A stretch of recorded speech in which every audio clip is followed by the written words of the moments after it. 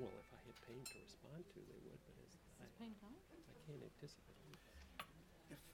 As I If told Mr. you, Payne is running late, I don't have any phone calls or emails from his office. well, as I told you, he usually doesn't know where he is.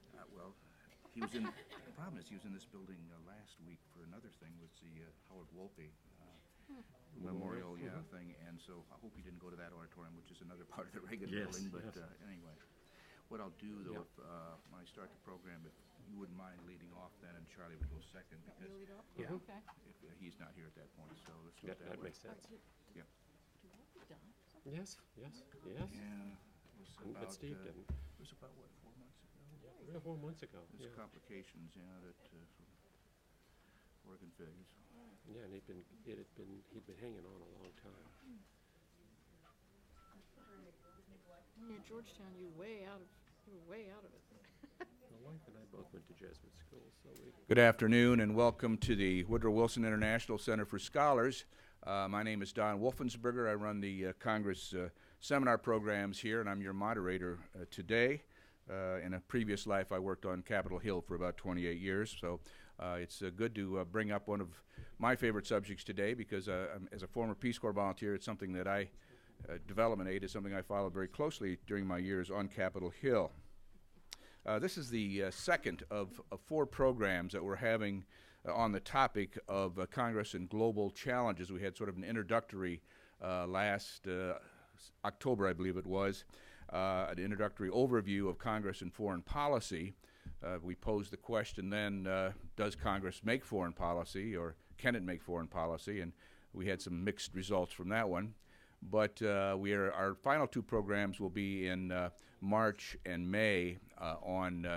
The one in March is going to be on trade. The one in May is going to be on global energy resources. And this will be the final wrap-up of my Congress programs here at the Wilson Center. I'm going to be elevated to the position of a senior scholar after this year. So it's been wonderful working with you all. For those of you who are new to the center, let me tell you just a little bit about what the Wilson Center is about. We were created by an act of Congress in 1968 as a living memorial to Woodrow Wilson, our 28th president, who to date is the only president to have earned a Ph.D. As you know, he was a professor of government and history before becoming president of Princeton University. Then he became, in 1911, the governor of New Jersey. In 1912, he ran for president. Of course, he won and served for 2 full terms. Jane, if you could come up here, we'd appreciate it. We're going to have a few words from our president, director, and CEO in just a second. But Wilson was a firm believer in bringing together the scholars and the policy makers in the belief that both would benefit from discussing important issues of the day. And it was with that spirit that the Congress created this center as a living memorial, to have meetings on very important issues where we do bring together members of Congress, administration officials, scholars, journalists, business people, and talk about important issues that affect our country and the world.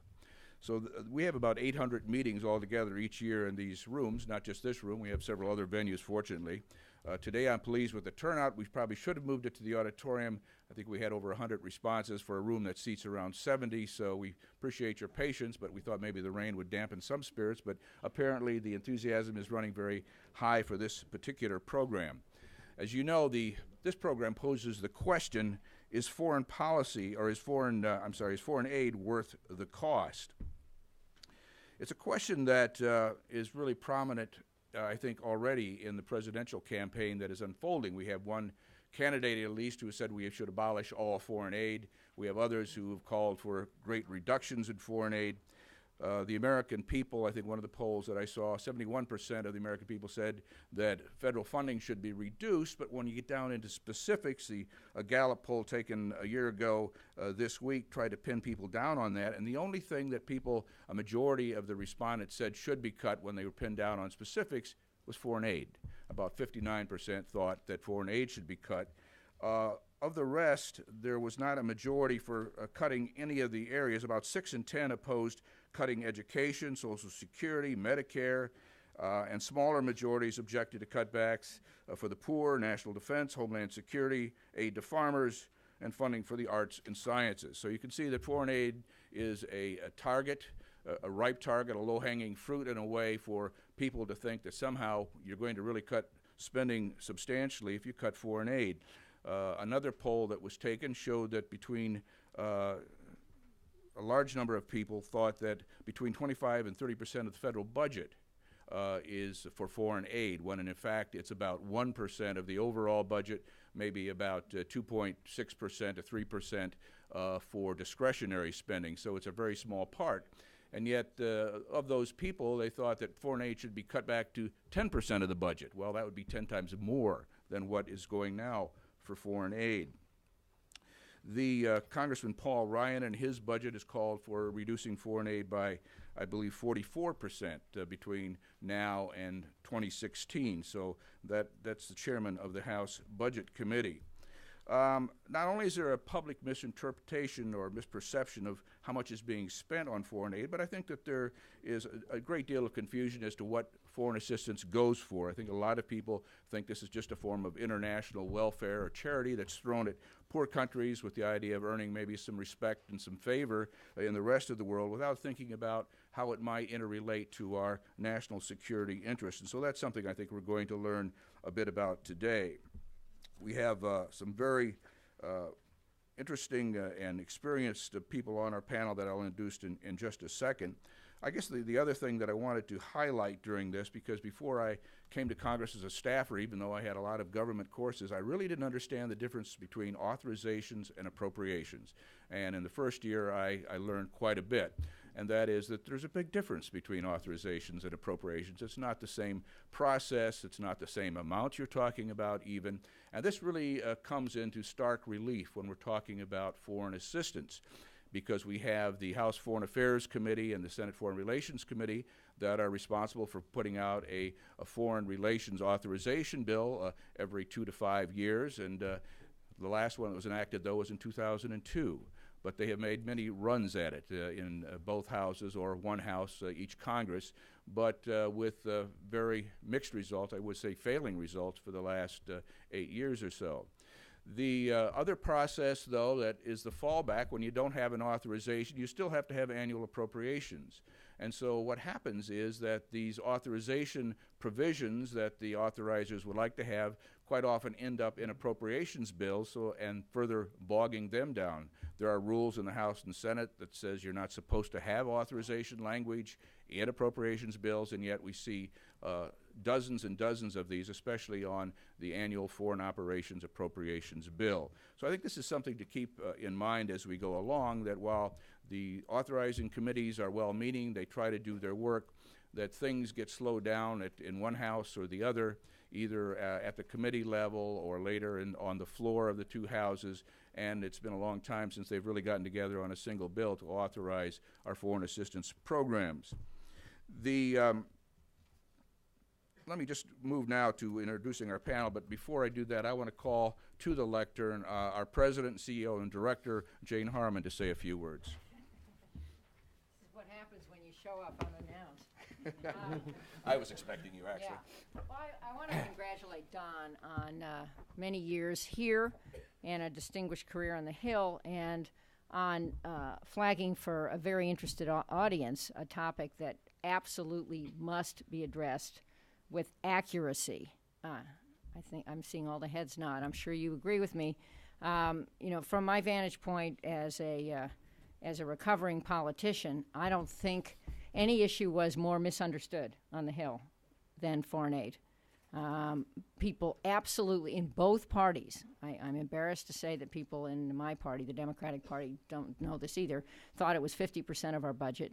And many of them thought it was totally misspent. And from my experience here, using a tool we have called Budget Hero 2.0, which you should all learn about. If you go to the Wilson Center web site, look up Wilson on the web, and you'll have a site to it, and you can play this game, which puts you in the chair of somebody living whatever values you have, trying to bring our budget into balance, and you will find out what a tiny percent of our budget foreign aid is. Well, you all know that, but other people playing this game learn this. But here's the last thing I really want to say, because the panel is very knowledgeable. I think one of the problems we have going forward is that we still have stovepipes. We have foreign aid, we have our military budget, we have under foreign aid, a development piece, and then a piece that supports our diplomatic efforts. And going forward, we have to rethink not only what we call this, but how we do this. We need a much more integrated strategy, I think, and maybe some of the panel will agree, and maybe some of you will think I'm deranged. It won't be the first time someone has thought that. More integrated strategy for asserting and exercising U.S. power in the world. And I think that if we begin to think that way, I think we will engage in more of what Joe Nye has called smart power. It's not just a question of soft power and hard power, it's smart power, which is an effort to balance the different levers that we have. And so I just want to commend you, Don, for putting this topic back on the agenda, but I also want to suggest that as the Wilson Center tries to move the international debate, not the foreign policy debate, the international debate into the 21st century, I think we need to move the way we consider this subject more into the 21st century, and I think that will get us farther. In a final comment, the last place I would predict, and this makes me sad, that will reorganize to make this easier is the United States Congress. The Congress still operates in a 19th to 20th century model of committees. And just a perfect example for that is not this topic, but it's the topic of Homeland Security. Congress added some Homeland Security committees in both bodies on top of the other parts of the organization. And if you talk to the Secretary of Homeland Security, Janet Napolitano, she'll tell you she reports to more committees than Michael Chertoff, her predecessor, did. And this is a very sad thing to contemplate. It's the biggest piece. It's the last recommendation of the 9/11 Commission that hasn't even been dealt with. That was that Congress should reorganize. So I think that was a little dreary, but it's raining outside. and to all of you who want to get it right and really think about this subject with accuracy, and to Don, who has brought this program here, and to the expert panel that's coming, and I know Don is on his way, right, Payne? I just want to welcome you and say I'm sticking around because I sure, as many years as I worked on this, I still have a lot to learn. Thank you very much. Thank you.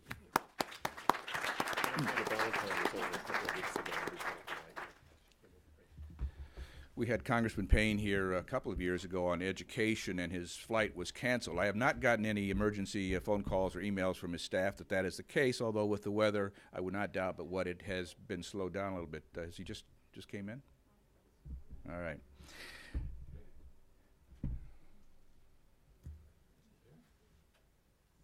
Maybe. Well, what I was going to do, just to give him a chance to have a breath, is reverse the order a little bit of our program, and first of all introduce Carol Lancaster, who is now the Dean of School of Foreign Service and a professor of politics at Georgetown University, to have her open this, because she not only served in the State Department during the Carter administration, she served in USAID during the Clinton administration as a deputy administrator. So she has written several books. I think the most recent one was published in 2008 on the Bush information from Transformation or Crisis, I think was the subtitle on the Bush administration's. Congressman Payne, welcome. I'm going to let you catch a breath and then let Carol Lancaster go first, if that'd be all right with you. Okay, good. Carol, if you'd come to the podium, and we'll let you lead things off.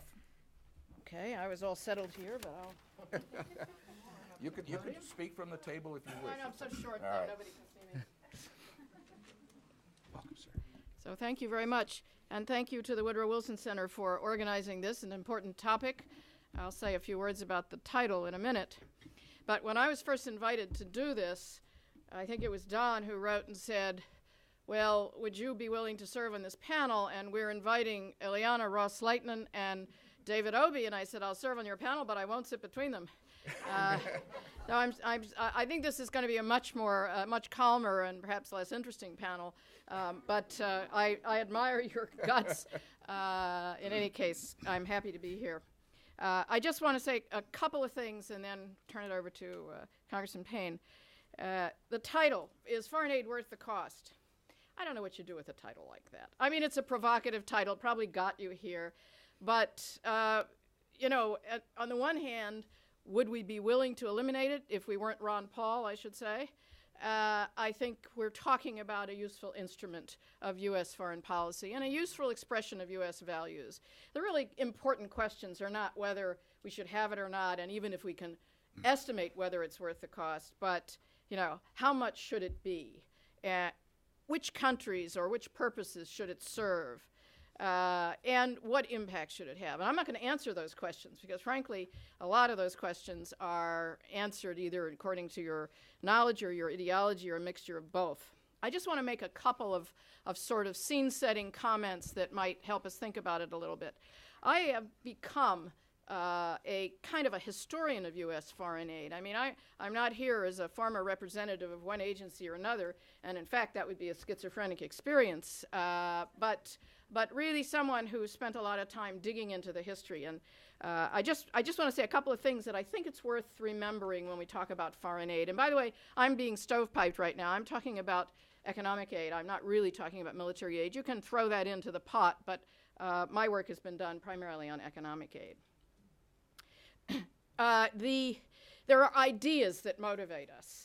Sometimes we're not even aware of them in our sort of intense daily debates. But on foreign aid, there have been ideas historically that have informed the way we Americans debate and think about foreign aid. And I'll just say, let's mark the first debate on foreign aid in the Congress. It took place in 1794. It sounds like an early time for foreign aid, but that was a moment in which it was proposed in the Congress that the United States provide, I think it was something like $8,000 to destitute French that had come to Baltimore after the slave revolt in Santo Domingo. And at that point, James Madison, a member of the Congress, said, absolutely not. This is probably, it's very nice to help them and so on, but the Constitution does not permit it, and it really would be taking, if you like, resources that the American citizens and taxpayers have earned and giving them to people from another country. It was a libertarian argument.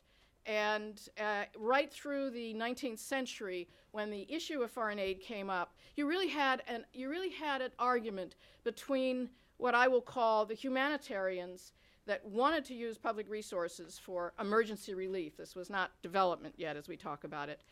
For example, the Irish potato famine, there was a wonderful debate in Congress over the Irish potato famine, but I won't go into the details here. But again, it was a libertarian versus humanitarian argument, and you can still hear echoes of that libertarian argument, more than echoes today. You can hear it tonight in the debate in Florida. Whether that we'll talk about foreign aid or not is another question, but it's the same argument. It's crystalline, it seems to me, and it's been in our debates on foreign aid since the beginning. The arguments and the ideas changed a little bit after the Second World War because we were dealing with something more than emergency. Emergency relief had been accepted by then. Indeed, it had been accepted by the end of the First World War because it was clear that whatever had been achieved in the First World War was going to be lost if hundreds of thousands of people died in Europe for want of economic assistance. But after the Second World War, foreign aid became something else. It really became a two-pronged tool of U.S. foreign policy. And one of the prongs was an expression of U.S. national interests, traditionally defined. It was an instrument of the Cold War, and I would argue that without the Cold War, we probably wouldn't have the kind of foreign aid program we have today, or at least we wouldn't have the size of the foreign aid program. You could not have gotten foreign aid through the U.S. Congress in 1947 when the first aid for development or aid for stabilization was proposed during the Greek-Turkish War. It wouldn't have happened without the administration, Truman, scaring the wits out of the Congress about what would happen if Greece fell. And then the Marshall Aid followed that. So you had that, and then you had also aid was seen as a manifestation of U.S. values. You wanted to help better the lives of people. And that marriage, it seems to me, has what has kept foreign aid going in this country for the last 50 or 60 years. It has had a national security element to it, and it has had a values, if you like, element to it. And that, if you like, the values element often is reflected in the political left, and the national security argument is often reflected in the political right. This has been a tense marriage. as most perhaps good marriages have been. It has been one side up and the other side down, but it has come with us, and it has sustained this program throughout the period since 1947. So I would say that right now what you have is really another idea attached to it that's become much more important in the last 10 or 15 years. The humanitarian argument, the national security argument, and the aid effectiveness argument.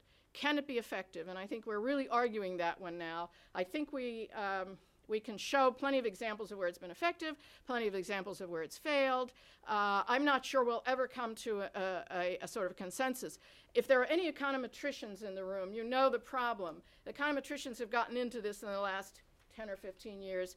And if you're lucky enough to be in one of their arguments and can understand what they're saying, it's into the nitty-gritty. It's very hard to show a conclusion that everybody accepts one way or the other. We keep working at it, but it's still a challenge. So, with that kind of background, I want to just talk about not whether foreign aid is worth the cost, but some of the vulnerabilities of foreign aid that we're looking at right now going forward. And I think these vulnerabilities are going to be picked up eventually, maybe, in the election campaign, and certainly in the Congress, and probably in the Congress after, as well as after the election.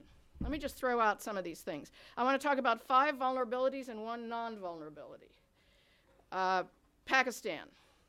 Pakistan and Afghanistan join the arguments of our values. We want to help development. We want to help people gain better lives in those countries, and our national interests. It's the 2 countries where that, I think, has been really a very important marriage.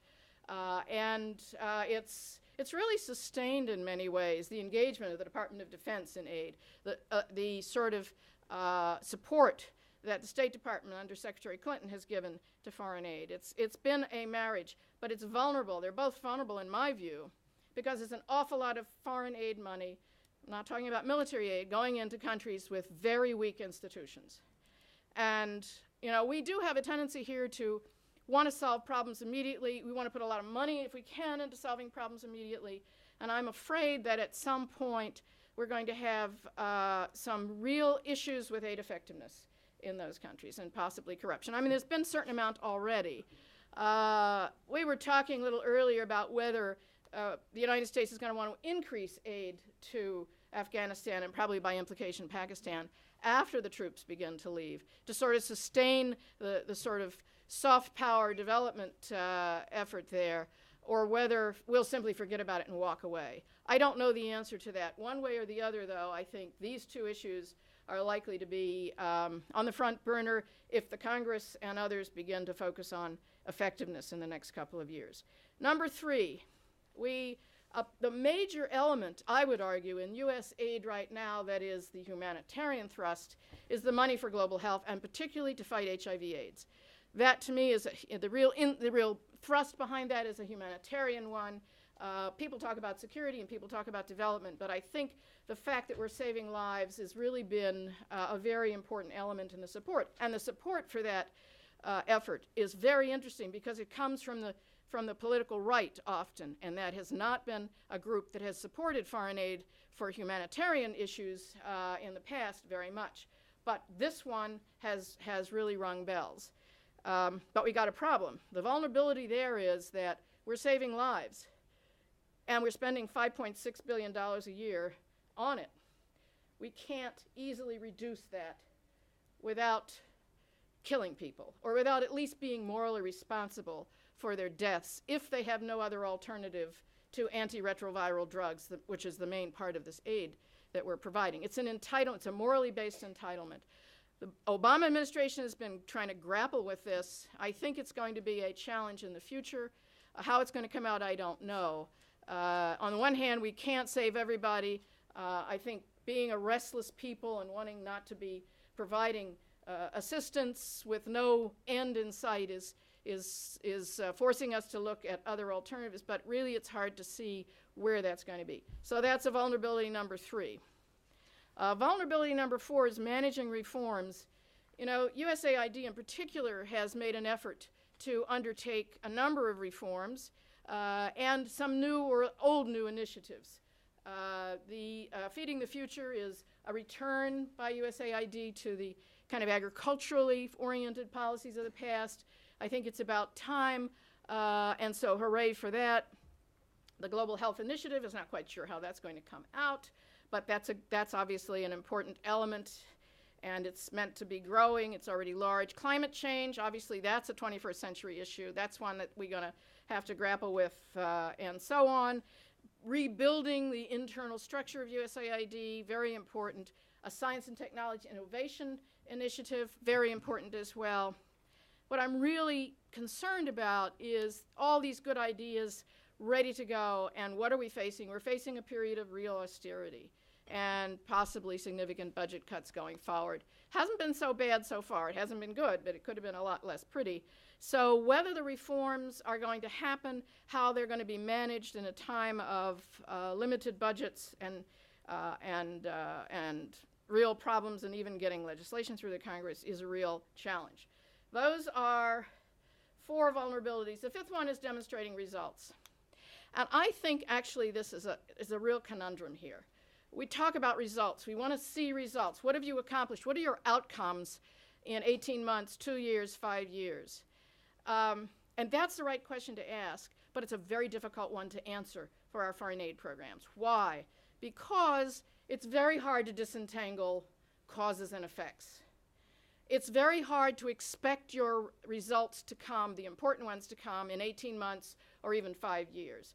And most importantly, perhaps, is a lot of this money isn't given for development as a primary motivation. Surely development is not the reason why very large sums of money are provided to Afghanistan and Pakistan. It isn't that development isn't important, it's part of the marriage, but what's really driving that is something else, just as the aid to Egypt for many years was driven by something else, diplomatic concerns. So I think there's a real conundrum in how you show effectiveness without suppressing the kinds of changes that foreign aid can bring about in the right circumstances over the right period of time. And then how do you show effectiveness for one purpose when in fact the driver is perhaps another purpose? We haven't figured that out yet. We're stuck on that conundrum, and I think we're going to be going around in circles until we get it right. Final thought, in my view, a non-vulnerability. You've been passed out, and Don mentioned public opinion surveys on foreign aid. I personally don't take them very seriously. For the most part, as far as I can tell, public's not well informed, that's true. But for the most part, the public is passive and permissive on foreign aid. You know, it's not out there driving the aid program. And I think to sort of cite it as a driver is misleading. When it does drive the aid program is when there's been a major problem like corruption. It will drive the aid numbers down, or a major humanitarian disaster, it will drive the aid numbers up. So I think we have to think a little more carefully about public opinion and what its role actually is in foreign aid. It makes members of Congress uncomfortable because they have to go home and justify this stuff, although the politics of aid are a little more complex today than they were 10 or 15 years ago. But I would just challenge you, Don, Yes, ma'am. and others, that the role of public opinion is not, it seems to me, straightforward or linear. Well, with that, let me stop, and let's hear from the real expert. Thank you.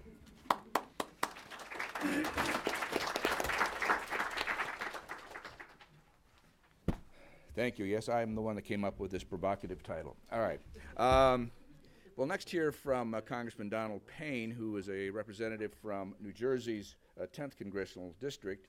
He's now the ranking Democrat on the Africa Subcommittee of House Foreign Affairs and formerly the chairman of that subcommittee.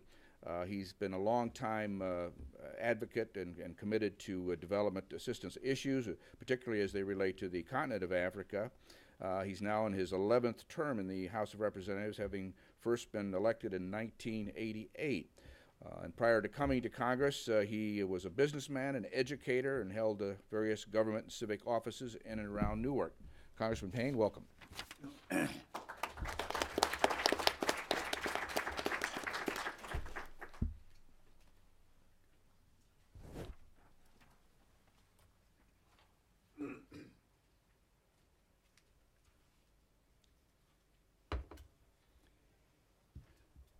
At the best of times, my voice isn't great, but as you can hear now, I have a little laryngitis.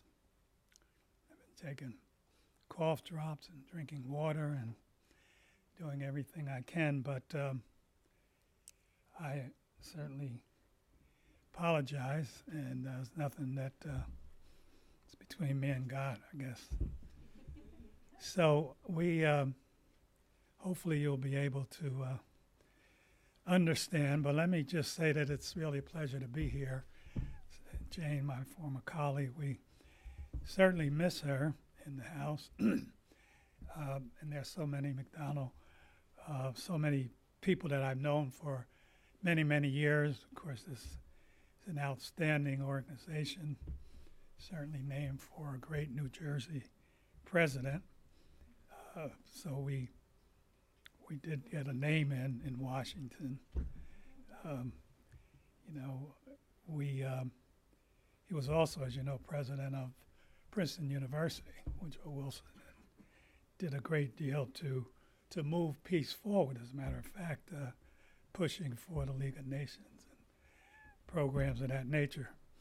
And of course, there is a very quick answer to the question, the provocative question, is foreign aid worth the cost? Of course, the question, in my opinion, is yes, it is, definitely. But first, let's get one thing clear. Aid today is different than it was decades ago. Today, foreign assistance is more than humanitarian. As you know, and I guess the Cold War was when we saw the breakthrough between foreign assistance and our political and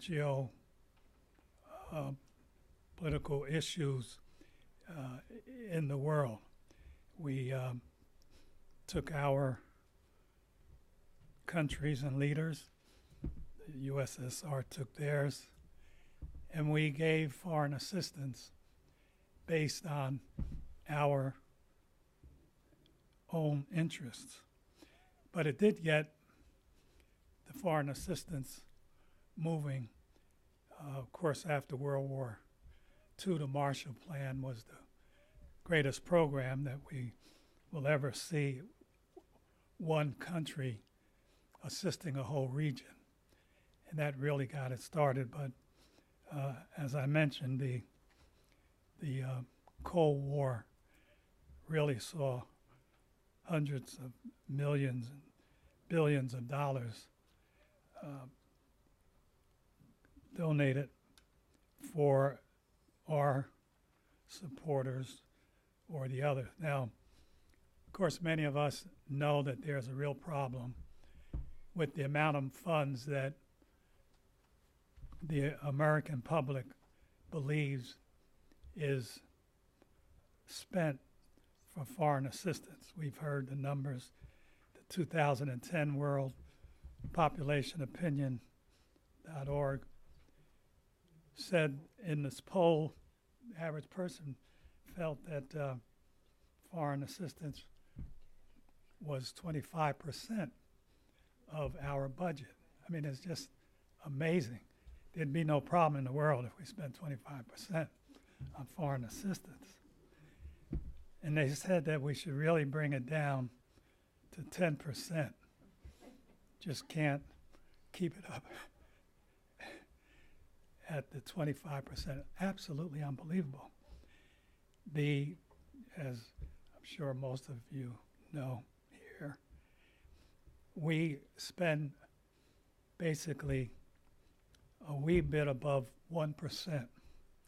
And that's with the new programs that we saw with the HIV and AIDS, the PEPFAR program, and the Millennium Challenge program, where we've seen massive amounts of funds go into countries to fight HIV and AIDS and the whole Millennium Challenge program. But can you imagine So one of our real dilemmas is how do we get the American people to understand the reality, how little we do. And we haven't won that battle yet. Secondly, we have a new group in the House, anyway, that really feel that we should actually step out of the world and do no or very little foreign assistance. And they're very serious. They came here because of a deficit, spending money we didn't have, and they have told their constituents that they're going to cut the budget. And of course, it's difficult enough to cut the budget in general because things continue to go on year in and year out. So of course the easy target, as all of you here know, is the foreign assistance package that they say, well, if we're borrowing money to sustain our government, how can we afford to continue these programs? And so we have a real problem. But many of the newer members don't understand how the world is really linked together. Effective, sustainable development not only improves the lives of the world's poor, but it creates stronger economies with more consumers to trade and to do business with in the global marketplace. 1 in 5 American jobs is tied to international trade. Half of U.S. exports are to the developing world. So their growth is our growth, simply put. U.S. businesses cannot create jobs if the countries cannot sustain or afford the products that we are selling. Our creditors and competitors understand this. And so one of the regions that has shown tremendous growth is Africa. Now, as you know, China has been positioning itself to capitalize on the positive market trends. And so we find that China is certainly into Africa because they developed a decade or two ago that that's going to be the place for growth. In the last decade, 6 of the world's fastest growing economies were in Africa. And the African middle class has grown tremendously. They estimate that there will be approaching as many people as we have in our entire country that is moving into the middle class in Africa. And that's a startling number, approaching 300 million people. And so we have to continue to be of assistance so that we can be able to have the goods and services that we find they want to be U.S. products. Let me just kind of get into briefly the fiscal year 2012 Foreign Relations Authorization Bill. We had a 3-day markup that was really unbelievable. We had all kinds of new provisions brought up. We had provisions brought up that you looked at the voting of a country in the United Nations and you would compare it to our voting record. And if their record was in opposition to our philosophy over 50% of the times, they would automatically be eliminated from foreign assistance. They came up with a number of programs, we're removing ourselves from the Organization of American States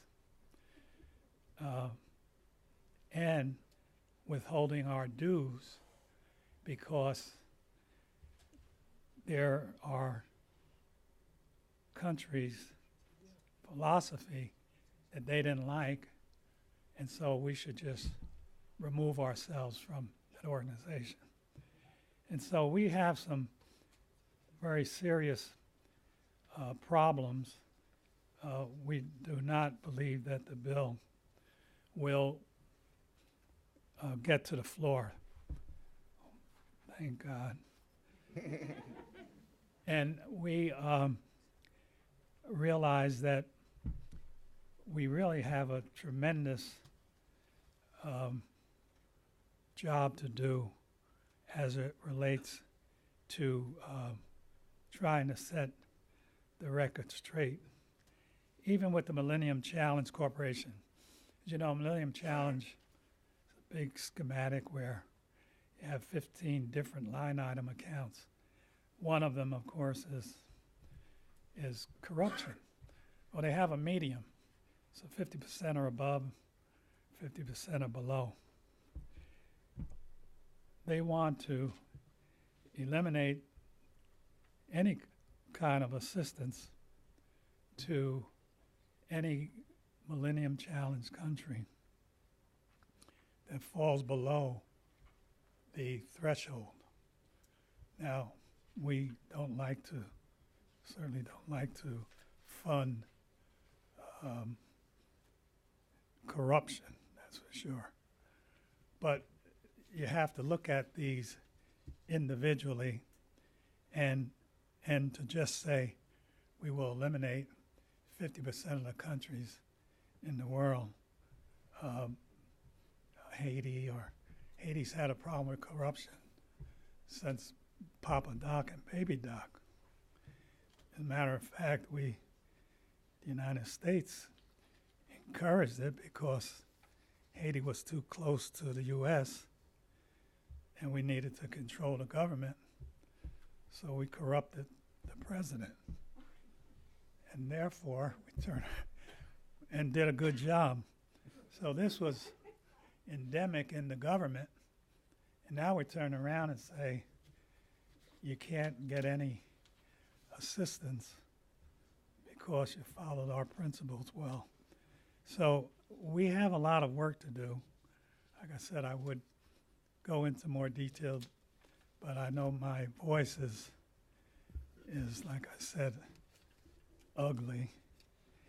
And so I would certainly be willing to answer questions, but when I have an obligation in New Jersey, not as famous as our governor, but we keep our obligations. Thank you. Thank you.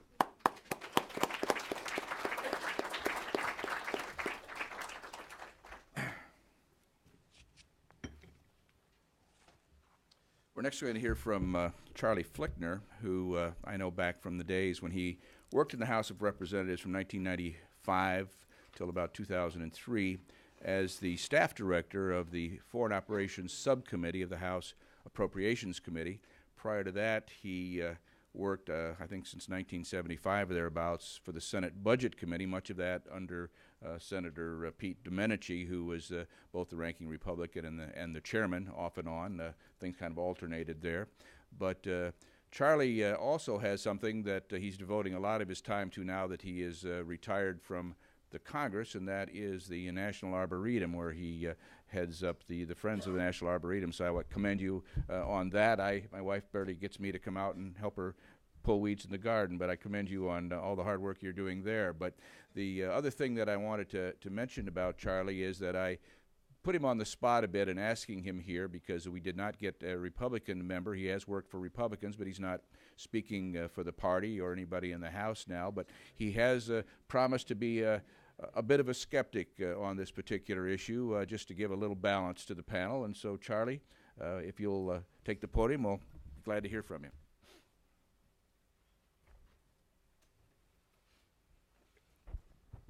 Is it It's amazing having Don here talking about foreign aid, because when he was staff director of the Rules Committee and we were trying to bring a bill to the floor under a rule that would allow us to get the bill passed, he created more hurdles and obstacles than any human being.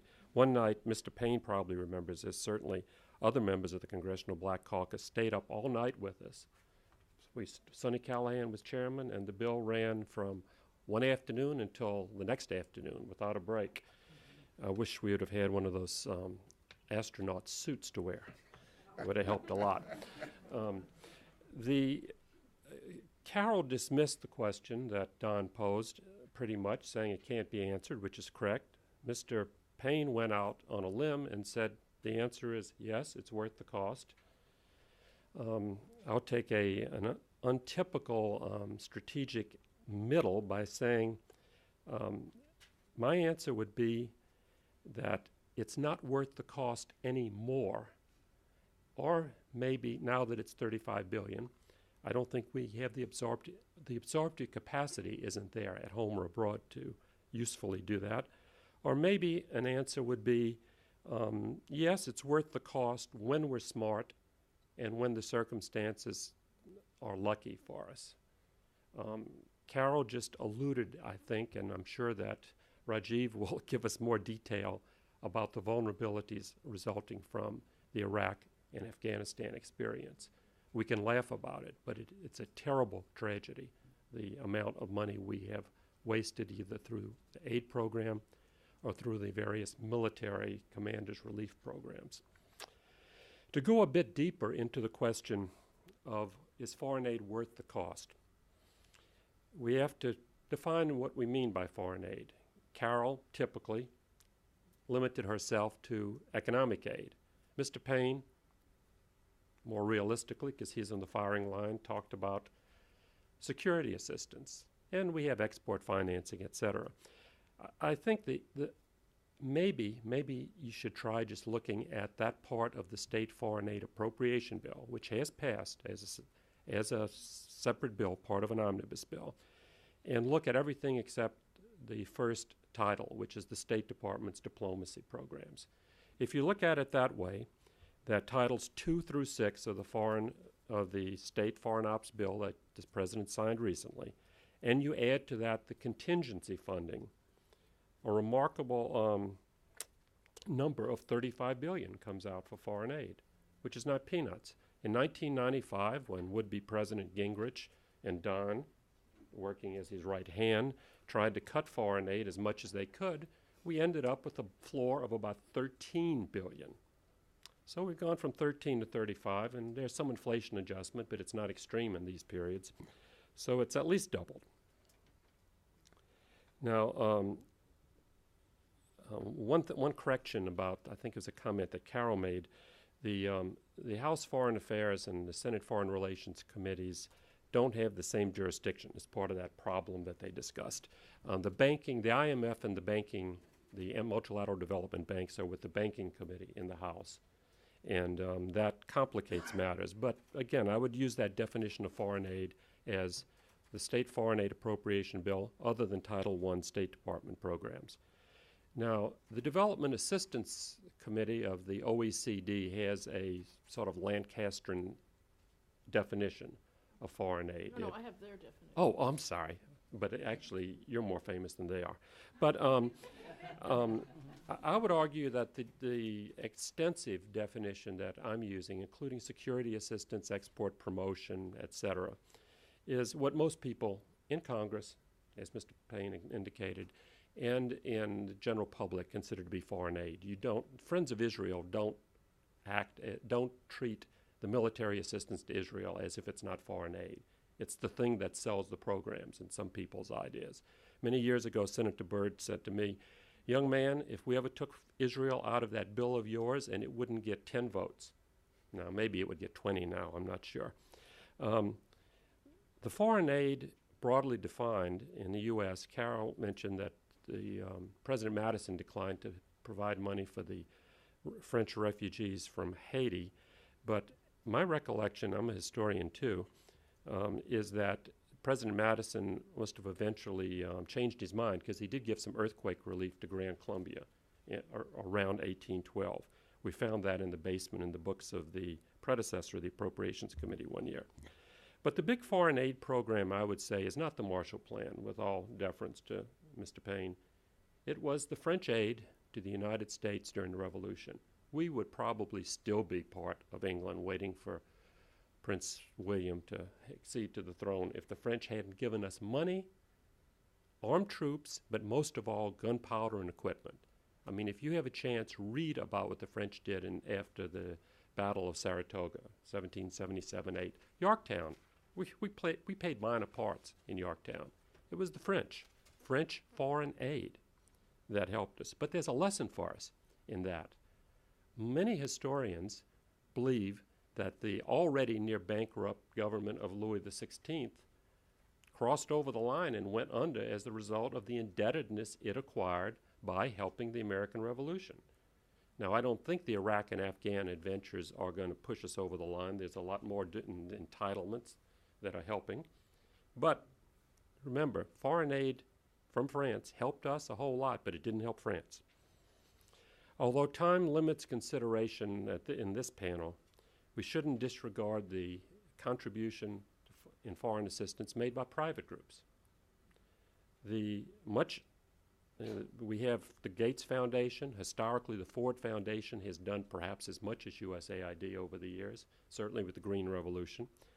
But this private aid benefits from tax loopholes, what people on the Budget Committee used to call tax expenditures. It would be interesting to know how much Bill and Melinda Gates or Warren Buffett, maybe even the Harman Foundation, how much they benefit from the tax breaks that they get.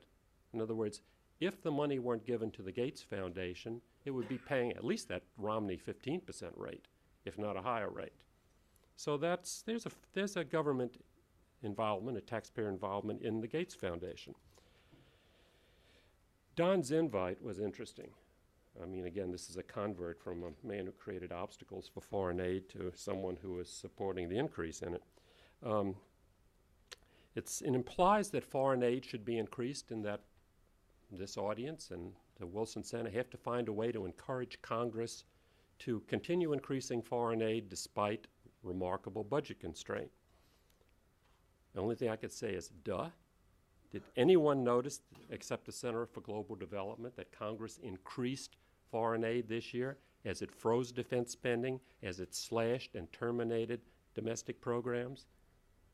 I mean, that is a topic for a panel that Don and Ms. Harman should organize. What got into Congress to cause them to continue increasing? It must have been Mr. Payne's influence. It couldn't have been. It couldn't have been the chair of the committee, because, as we know, she is different. We didn't tell them. Yes, well, there was a reason why Mr. Speaker Boehner never brought the foreign aid bill to the floor. It was one of the few bills that in neither the House nor the Senate came to the floor. It was marked up.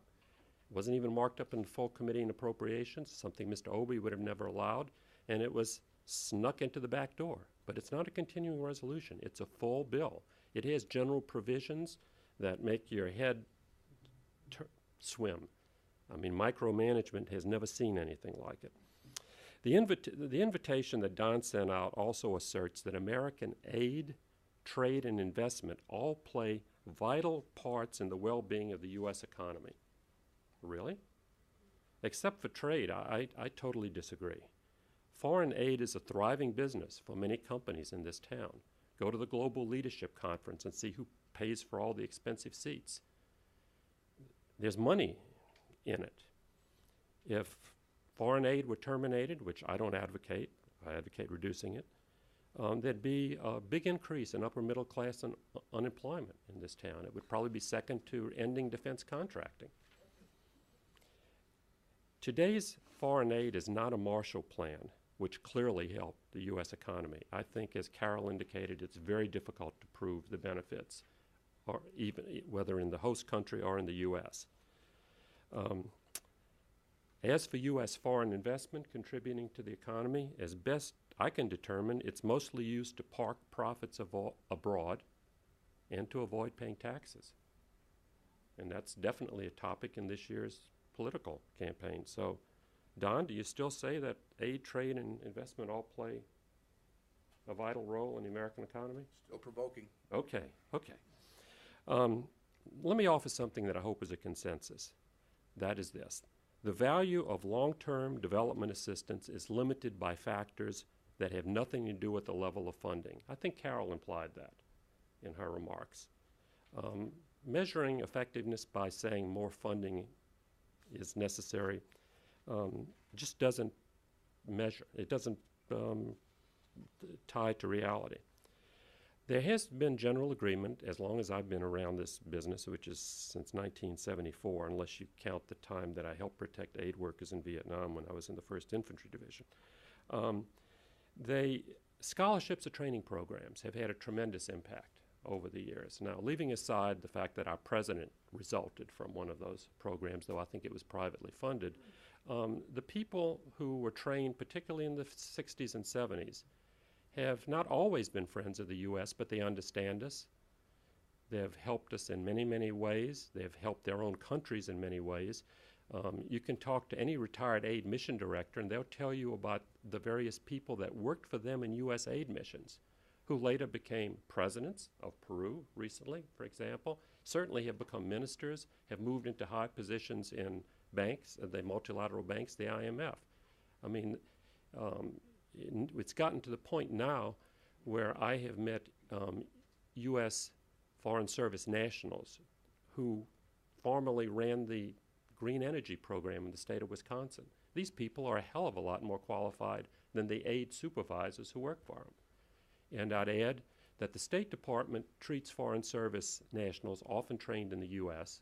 or with U.S. funds, as basically servants. They're kept out of the security parts of the building. They're not paid well. They get increasingly reduced benefits. And yet our aid missions, particularly at a time when the U.S. nationals are confined to the embassy compounds in many countries, they rely on these often U.S. funded and trained foreign nationals to be their eyes and ears. And often these people go on to run the UN development program in that country, et cetera. Go to Mongolia, which The Economist says is the new gold rush. And you'll see a whole raft of ministers and people in other aid programs who came through the U.S. training and scholarship side. So that's valuable. And that part of Don's question, is it worth the cost? Yes, it is, and more. And they're really inexpensive. When the host country wants the aid, and particularly when they're willing to share in the cost, pay for the housing, pay for maybe equipment, technical assistance can help a whole lot. Now, Rajiv has probably seen the technical assistance that has become so controversial in Afghanistan in terms of the central bank's bankruptcy. And I know most of the original people who were there, and I know what trouble they had convincing anybody that something was amiss. But in India, U.S. technical assistance, through the Ford Foundation as well as aid, made the difference in India going from being a famine country importing food to being an exporter of food. I can go through a number of sectors in India where U.S. technical assistance that was desired, that was cost shared, actually made a difference. There are people in the room here who have told me about other cases around the world where it makes a huge difference. The problem, the challenge for us is that in technical assistance, there's not an unending supply of people. We don't have, whether it's normal or surge capacity, we don't have folks who combine technical expertise and experience and cultural sensitivities and knowledge. And that's why when they talk about sending up a civilian response corps of people who can be parachuted into any place in the world and be effective interlocutors, one wonders what it's about. And clearly Congress, through the Appropriations Committee, agrees with that. When aid goes above a certain level, I suspect it deteriorates. One friend in aid thought it was around $50 million for most countries. Beyond that point, it's hard to do it effectively through technical assistance, through scholarships, through something other than the transfer of commodities or infrastructure. Now, infrastructure, of course, has in recent years been a specialty for the multilateral development banks. And it can do a lot of good.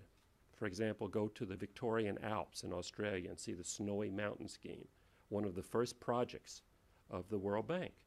It's a very well-run, effective program. It's been expanded by the Australian government. It is maintained meticulously. And yet, other infrastructure projects, go to Paul Farmer's hospital in central Haiti.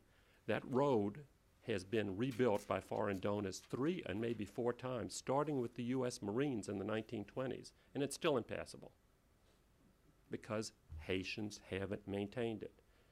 You can go all over Pakistan and Egypt and see school buildings that have never or very seldom ever seen a teacher. Building that infrastructure doesn't do anything unless the local government has the willingness and the capacity to maintain it. Now, we've already talked a little bit about child survival and health programs, and Carol hit the nail on the head. It's become the AIDS program initiated by President Bush is an entitlement in terms of treatment. And the fight has already commenced. There are a lot of people in the AIDS community who are very upset that we're not expanding treatment. The support that comes from the evangelical and the Christian right community is very hostile to prevention, which most of us think it needs to be expanded because no one can agree on the right types of prevention. But since President Bush grabbed control of the HIV/AIDS program from what I used to call the rubber lobby, the contraceptives lobby, and made it into a more sophisticated operation, it's something that he deserves credit for when he doesn't get much credit for much at all. And also the Millennium Challenge Corporation. It's not funded quite as extensively as some think. It's only about $1 billion a year, but it is setting a base for comparison with other assistance programs, and it isn't earmarked and doesn't have a lot of restrictions unless that bill that Mr. Payne referred to somehow gets enacted into law, which I don't think we're waiting for, are we? No. Okay. So child survival and the best part of it, and with health and is the global ATM fund. I'm sorry that title didn't take over, but it's the global fund to combat AIDS, TB, and malaria, which early on looked like it was going to be an ATM. It hasn't been. It's worked very well. They admit when they have problems. They get hit for it. And the challenge, as Carol said, in HIV/AIDS, if not in malaria and TB, is to continue to honor the promises of treatment we made to those who are on antiretroviral drugs without neglecting prevention efforts. There are in the health field some unintended consequences that are a cost in terms of the people who are doing other forms of health who have been enticed away to work in HIV/AIDS programs because of the higher salaries and the benefits, et cetera. But that's being worked through. Another program that I think hasn't worked very well are democracy programs. It's suffered from American exceptionalism. The notion that we can replicate our dysfunctional political system, increasingly so, in other cultures and societies is bizarre to me. The emphasis early on that's now ending on elections as the answer at the expense of other necessary conditions for an indigenous democracy set us back a long way. But that too, we finally come to our senses. Where levels of assistance aren't for development and aren't for humanitarian reasons, and Carol covered the humanitarian pretty well, there's no reason to talk about it, everyone loves it. Where levels of assistance are dictated by political needs, I don't think we can expect long-term or positive results. But we can have good results in the short term if it helps a friendly dictator get through a period of distress, et cetera. Now, if the aid to Egypt, for example, it's been dismissed sometimes as purely political aid, but the fact is, in much of central Cairo, and of course it's expanding a lot, every time you turn on the water tap and every time you flush a toilet, the fact that it sort of works is due to a tremendous American aid program, one that resulted in a lot of indictments for people working on it, but it still did the job. The palliative assistance, which is what I call much of this type of aid, is necessary, and the the cost has to be weighed in how it affects diplomacy and security and foreign policy. It's just a fact. And Carol said that much better than I did. Ambassadors, assistant secretaries, and beleaguered foreign leaders love signing ceremonies to announce new assistants, though these days they tend to be conducted in Mandarin. But seldom is an assessment done of those types of palliative programs. I used to think that it would be enough to limit us to the photographer and the ceremony, and we could just forget about sending the check or doing the aid. I'm not sure anyone would have noticed. One final comment on value. The focus on surge capacity within the State Department in response to the debacles in Iraq, which Rajiv has already documented, and he will on Afghanistan, I'm sure. It may be misguided to try to have what I described before as a team that can jump into any surge situation anywhere in the world and be effective in a unique culture. Foreign cultures aren't interchangeable. I don't have to say that to the people in this room. If you're an expert on Nicaragua, you're not going to necessarily know what to do when the new surge on Burma takes place in the next couple of months.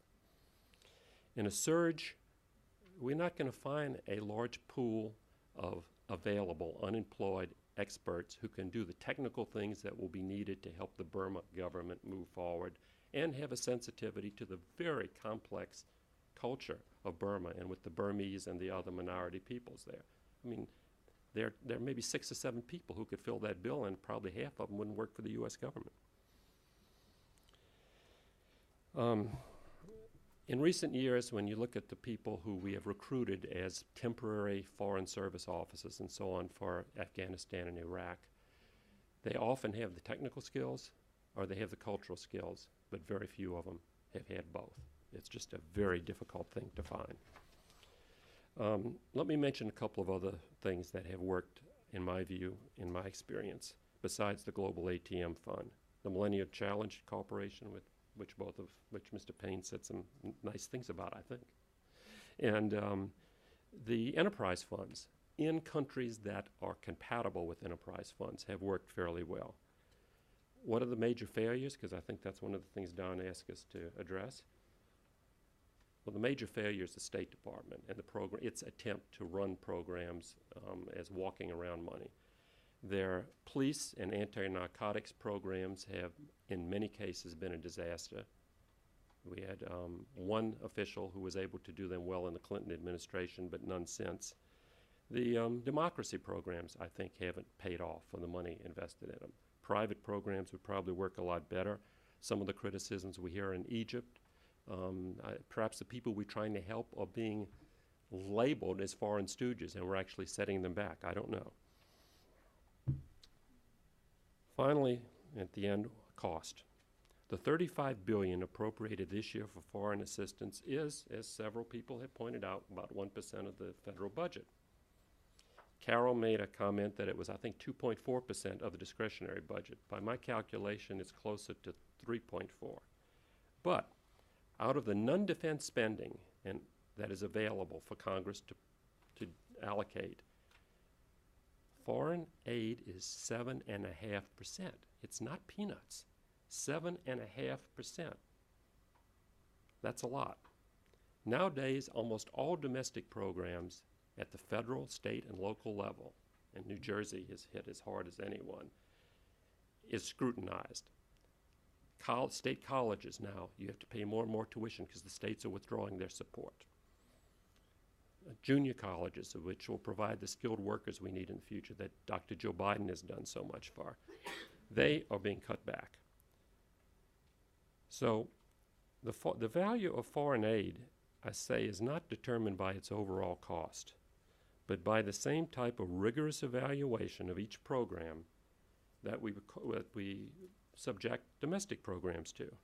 In retrospect, did it make sense to spend more than $100 million to rebuild, because we built it once before and it wasn't maintained, the Kabul-Kandahar Highway, about which George Bush used to ask people like me to bring back cores so he could see that the work was actually being done.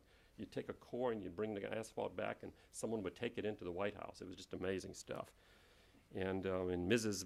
Bush's focus on a pediatric hospital in Basra, for example, is another one of those things. Did it make sense to do those things and neglect a failing interstate bridge in Minnesota?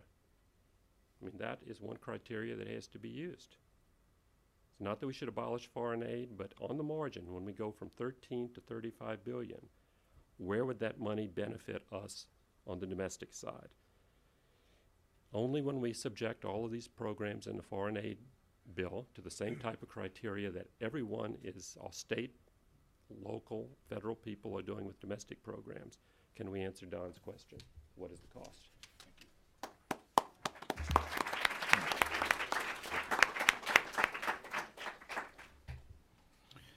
I'm glad my introduction as well as my title has been provocative, but very good job.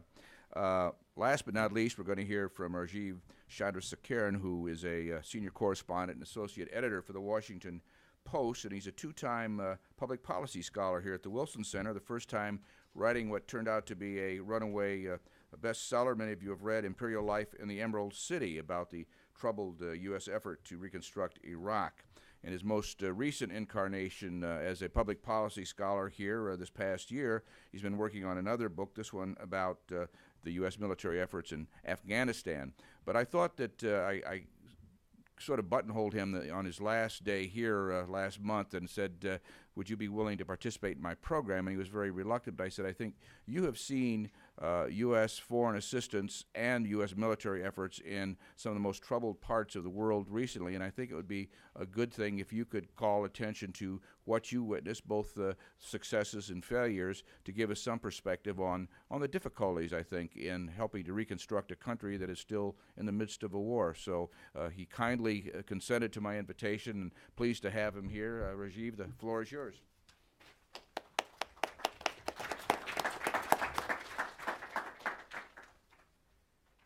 Thanks, Don, for that very kind introduction. It's great to be back at the center. Just before I start, I want to expand on one thing that Charlie mentioned, that Kabul to Kandahar highway that we rebuilt in 2003 that the president wanted completed by the end of the year. If only we had properly rebuilt it. In order to meet the deadline, aid contractors laid layers of asphalt in some places that were so thin that they just washed away the following spring when the snows melted. So we couldn't even build the highway right the second time. I'd like to start out with a bit of a caveat here. I'm not here to argue that foreign aid is good or bad, so I'm not even going to sort of take a position on that. And I'm here to provide a picture from the field, a more micro picture, if you will. I'd like to focus on Afghanistan in my brief remarks today. I don't come to this with years of experience as a practitioner or a legislator as my colleagues on the panel, but I would like to try to give you at least a little bit of a on-the-ground sense of how some of this money is being used or perhaps misused halfway around the world. And I think Afghanistan is relevant to look at because in 2009 and 2010, it was the top recipient by far of U.S. foreign assistance, far more than either Israel or Egypt received. It's admittedly an outlier. But the burn rate there has colored perceptions of the need for and the efficacy of foreign assistance. It's, quite frankly, been one of the 800-pound gorillas in the debate in the room. Some $73 billion has been appropriated thus far since 2002 to assist Afghanistan. According to the CRS, more than half of that assistance, roughly about 56%, has gone to the training and equipping of Afghan security forces. The rest has gone to the development projects, humanitarian-related activities, infrastructure construction, private sector support, governance, and democratization efforts, as well as counter-narcotics programs. USAID alone has received $13 billion for Afghanistan programs since 2001.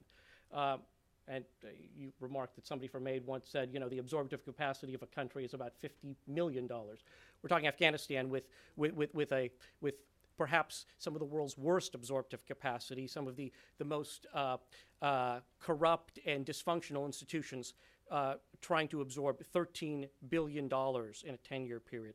The scope and scale, quite frankly, staggering, particularly compared to our programs in other nations. just in the last few years, $600 million to improve municipal governments, $225 million for clean water and sanitation, $140 million to settle property disputes, more than $1 billion to increase electricity production. Even as we look to a future of fewer troops in Afghanistan, the country almost certainly will consume a very large share of our overall foreign assistance budget for some years to come. And honestly addressing the shortcomings of the reconstruction effort over the past several years, I believe is essential if aid and other proponents of foreign assistance want to arrest the erosion of public support for foreign assistance programs around the world during a time of severe economic constraints at home. And if you'll indulge me, I'd like to share with you one story from my travels over the past couple of years, and it's going to feature in a modified way in a book that I'm writing. In the spring of 2010, I traveled to a place called Nawa. It's a district in Helmand province that's home to about 80,000 people. It's a dirt-poor place. Everyone there lives in a mud-walled hut, or mud-walled home, I should say. There are no real concrete buildings there. There's no electricity, save for what a few diesel generators can kick out. The men all work in the fields, and the children who go to school are lucky to complete elementary school. And as I walked through the bazaar that spring morning, which 6 months earlier had been largely shuttered and abandoned, I saw the most amazing thing. Turbaned men and a few burqa-clad women escorted by their husbands thronged the chock-a-block strip of shops. They were gawking at and haggling over and trying to buy up imported merchandise that had never before been seen in this part of Afghanistan. Shiny motorcycles and mobile phones from China, recently released Bollywood video discs from India, and bolts of brightly colored cloth from neighboring Pakistan. Everyone seemed to have money to burn. Intrigued, I began chatting with the owner of Nawa's new ice cream parlor. He saw the perspiration dripping on my forehead and beckoned me over by shouting, "It's the season for ice cream." He had set up 4 plastic tables under an awning, each one decorated with a bouquet of plastic flowers and a 2-liter bottle of imposter cola called Pepsi. Behind the counter was a soft serve machine and a freezer, and out back was a generator that was growling to keep his cream properly iced. He had brought all of this with a small business grant from the U.S. Marines and, more importantly, a contribution from his brother, whose wallet was bulging after having served as a foreman on a series of USAID-funded day labor projects in the district. Those projects had provided the seed capital for most of the new businesses and money for residents in Nawa to go shopping.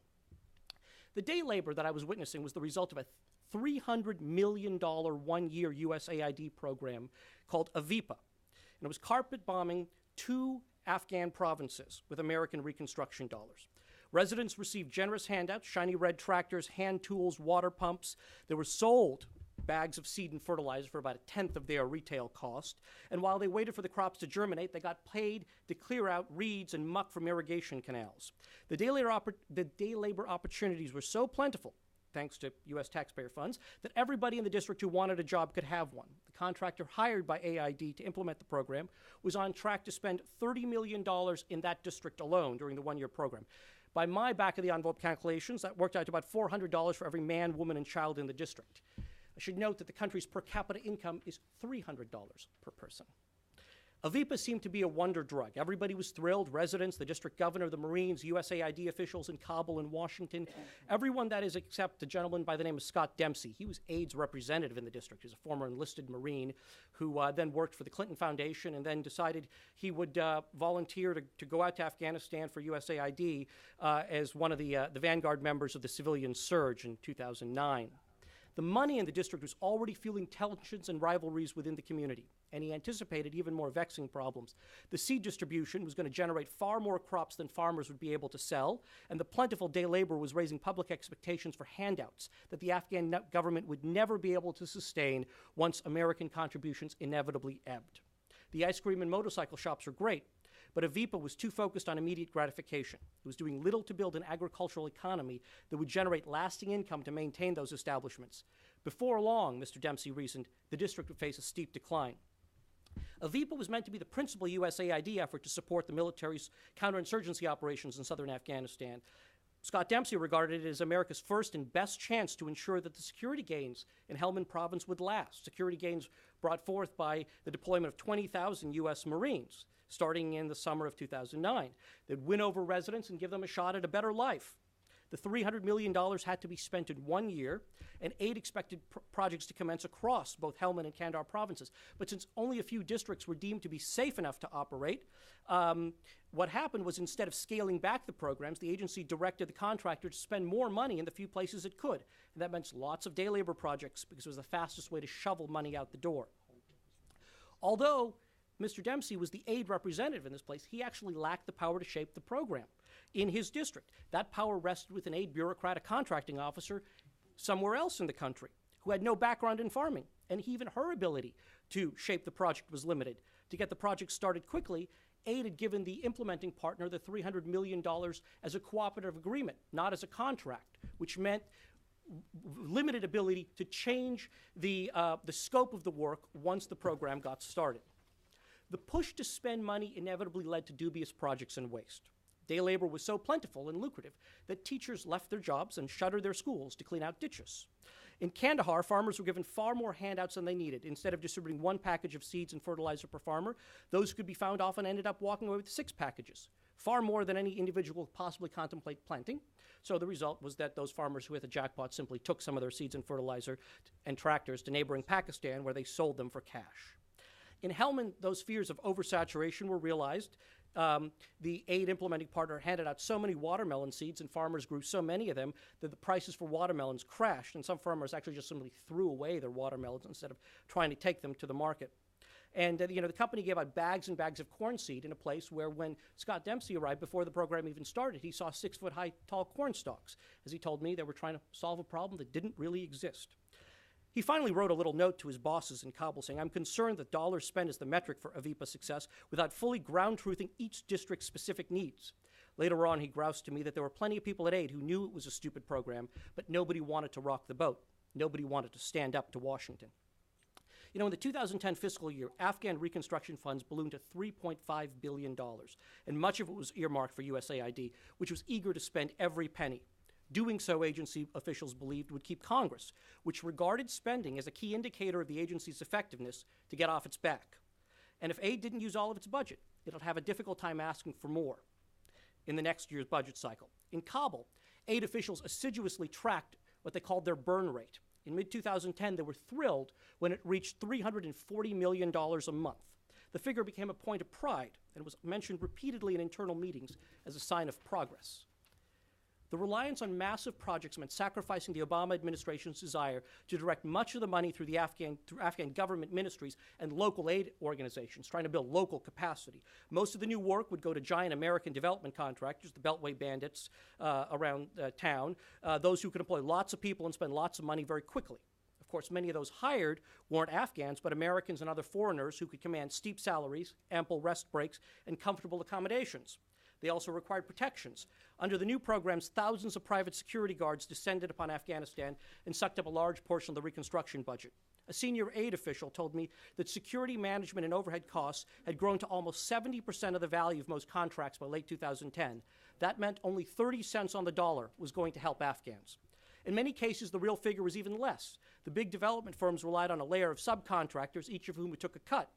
Bribes had to be paid, sometimes to government officials, sometimes to the Taliban.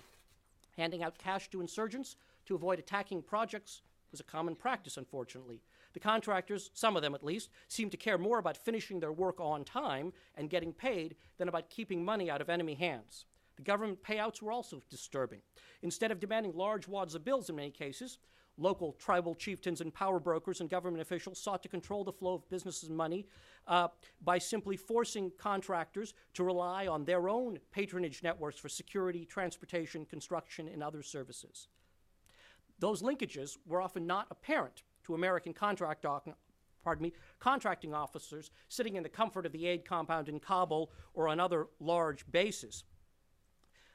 Ultimately, some of those connections were revealed by a military task force that started in late 2010, but by then, millions and millions of dollars had already flowed through those networks, much of it wound up in the gleaming desert metropolis of Dubai, parked in bank accounts of Afghan politicians and warlords, out of the reach of American anti-corruption officials. Let me just conclude by saying, in the annals of foreign aid, all of this admittedly may be an anomaly, a giant deluge of money in one nation, the likes of which probably won't be repeated again.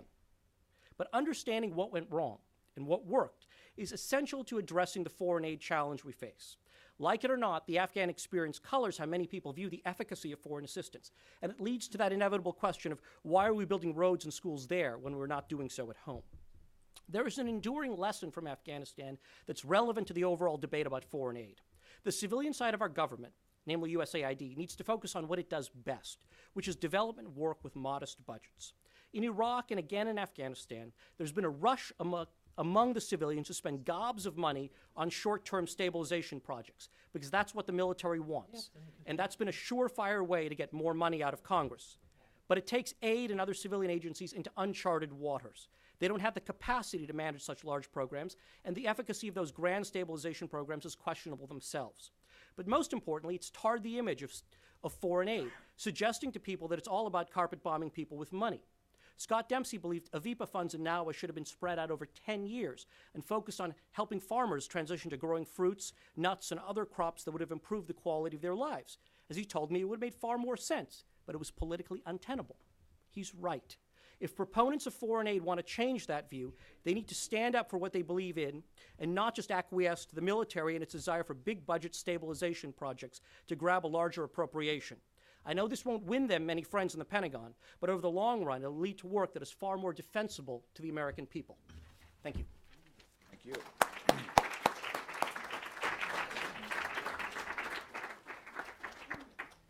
Before we open the floor to questions from the audience, I want to give our panelists a chance to follow up on anything that those who succeeded have to say. But let's start with Congressman Payne. Any comments or questions? You can do it from your chair if you wish. Great.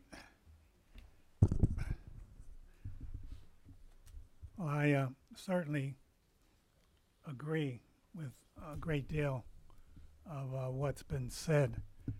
There is no question that many errors have been made.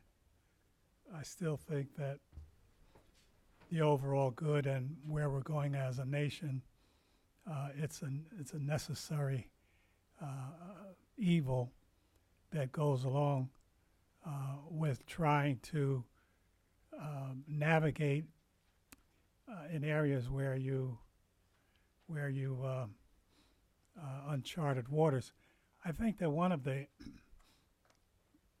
biggest problems that I have with State Department is, in many instances, their policies dramatically shift from region to region. In other words, practices that are that pass in one region doesn't pass in another. Good example, we all know that in order to get our food and other necessities throughout Afghanistan, it's known that I guess they're called gratuities, or the keeper of the gate, in order for the trucks to go through, there's a stipend that seems to be assessed. And that's the cost, one of the costs of doing business. However, if you go to another region where, for example, we were attempting to get aid organizations the clearance in the Horn of Africa when the drought was going on, that they would not be held harmless, that they would be held harmless if some of the food got into the hands of the warlords, and therefore funds from the food went into the hands of the enemy. Now, on one hand, children are starving, but a certain license had to be acquired and guaranteed that the agencies like CARE or Feed the Children would not be held accountable and really prosecuted if, in fact, food fell into the hands of the wrong people. That is totally unacceptable. I mean, it's unacceptable to have to be extorted to get the trucks through to move the effort forward, which neither one I voted for, just for the record, Afghanistan or Iraq. But the fact that starving children and adults were treated differently than a war effort in Afghanistan, and as a result, many more fragile people died because these organizations were afraid, and the law was unclear. So it's just one small comparison of some of the lack of policies that are coordinated and make sense. Thank you. Carol, do you have any follow-up comments? Well, a minimal one, because I'm sure the audience is getting a little tired of hearing us talk and would like to ask some questions. Just, I think this conversation, the last 2 or 3 interventions, really illustrates a problem that we have yet to deal with in the use of foreign aid, and that problem is using it for diplomatic purposes, very justifiable, but the temptation when we have a challenge out there like Afghanistan or Iraq, or we can think of 10 or 15 or 20 other places, is to push as much money as we can out the door, hoping that something good will happen. And I think the constraints on how much money is used and how quickly it's spent are a lot less often when there is enormous political pressure behind it in Washington. I mean, we've all experienced that. I mean, we're all sitting here at this table, I think, have experienced that at one time or another. And so it's a dilemma. It's not a development problem. It's not an inherent problem of foreign aid. It's a problem of how the aid is used, how much is provided to places like Afghanistan, how quickly, and so on. I mean, your story is really pretty horrendous, and I imagine it's going to stir up an awful lot of conversation in Washington. But I hope that conversation will not be USAID screwed up, because frankly, USAID was operating under orders and operating under pressures. And other agencies may face the same kind of a thing. So I think we're not going to mention names. Well, maybe Charlie will. But I think we've seen it happen. Yeah, we've seen it happen before. And I think this is a dilemma, and I'm not sure we really do due diligence on that use of aid, a legitimate one, but can be excessive at times, and then leaves us all saying, "Oh, is this really worth it?" Charlie? Any comments on what has gone before? I mean, the elephant in the room is unfortunately deceased and can't be put on trial, but that's Richard Holbrooke. Holbrooke was running each and every detail that Mr. Dempsey was ultimately. Decisions were made in Holbrooke's office by he and his small staff in Pakistan and Afghanistan that were often not informed by experience or common sense. And the aid people were basically just carrying out orders like the Germans in many ways. I'm sure that the contract officer and other people knew that what they were doing made no sense. You're very right. The budget of that program was increased by Holbrooke and the SRAP office at State over at least the initial recommendation of AID, but AID quickly understood where the center of power was, and yes, they willingly went along, and then they became huge cheerleaders, and then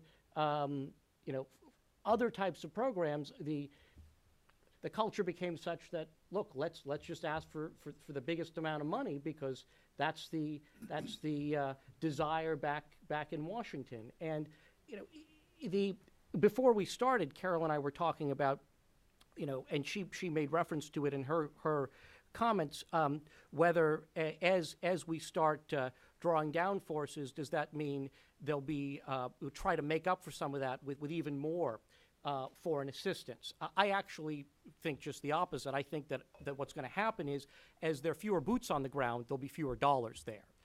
It reminds, I hope we don't get to that scene in the movie Charlie Wilson's War where, Charlie's fighting for $1 million for an Afghan school, but I think we're inevitably headed down.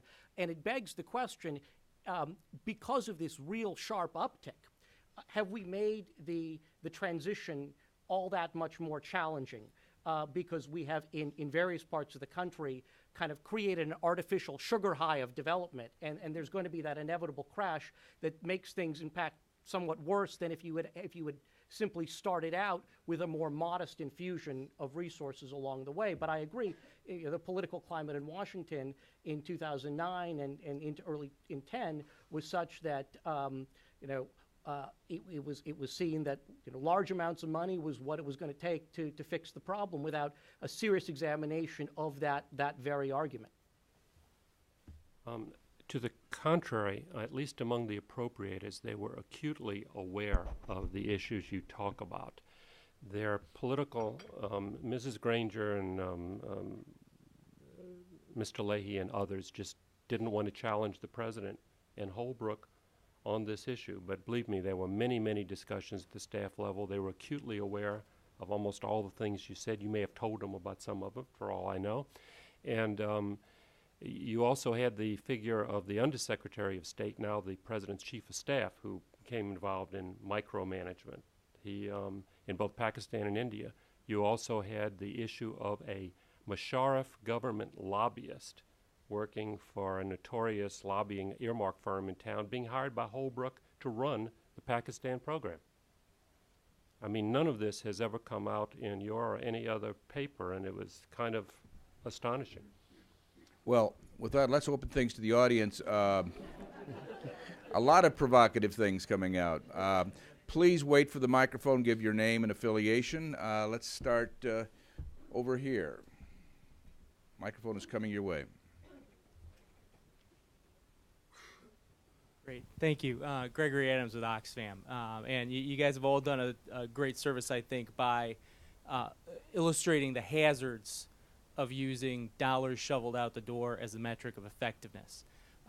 But what I haven't heard you, I've heard you kind of dance around in a few different ways, but haven't heard you confront directly head on, is what should be the standard that we're using for effectiveness? Because unless we know what the heck we're trying to accomplish and what success looks like, we're going to continue to not be able to get to the center of the debate about what an effective foreign assistance program looks like. And I think Charlie's example about France and the French king's investment in the American Revolution is an instructive one. By the metric of trying to perpetuate the French monarchy, of course that was a failure.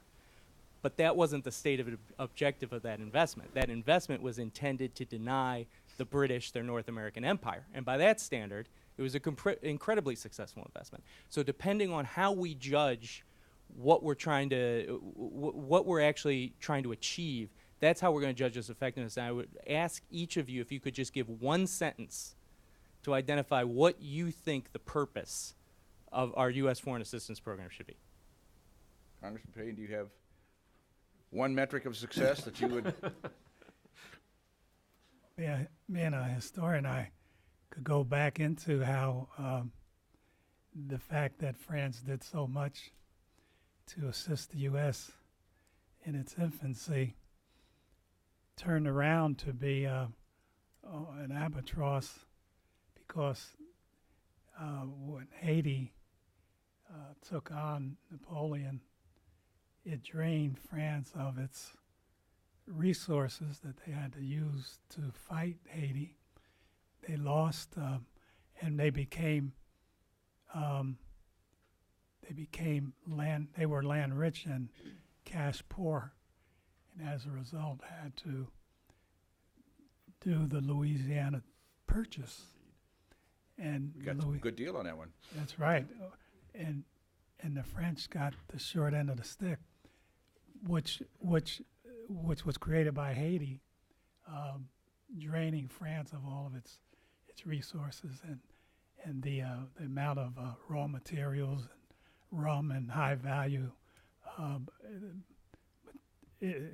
goods and that were eliminated from France caused that to happen, and it of course opened up the West for the U.S. But it shows that one good deed doesn't necessarily get another one.